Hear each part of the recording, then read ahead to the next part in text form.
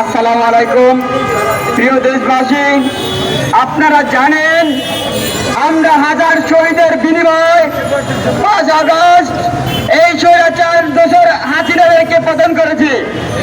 এই হাসিনার দোসররা এখন কিভাবে আবার এই বৈপ্লবিক সরকারের উপদেষ্টা পদে নিয়োগ হন।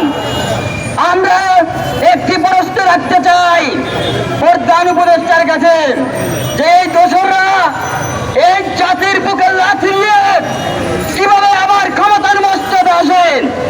এই দোসররা কিভাবে এই বিপ্লবকে লাথি মেরে ক্ষমতা বসতে চায়। হয়তো এই দোসরদেরকে বিতাড়িত করবেন, নয়তো আমরা আপনাদের পেটে লাথি দিয়ে এই উপদেষ্টা পদ থেকে বিতাড়িত করে ছাড়বো ইনশাল্লাহ।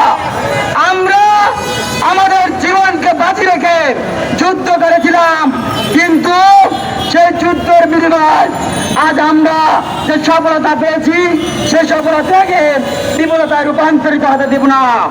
আপনারা জানেন গত 28 অক্টোবর এই স্বৈরাচারের দোসরদের গুলিতে আমার একটি চক্ষু শহীদ হয়ে যায়। তারপরে আমরা যুদ্ধ চালিয়ে গিয়েছি। আমি শহীদ হইনি, প্রয়োজনের তাগিদে আমাদের সফলতাকে বজায় রাখিবার জন্য নিজেকে শহীদ করে দিব।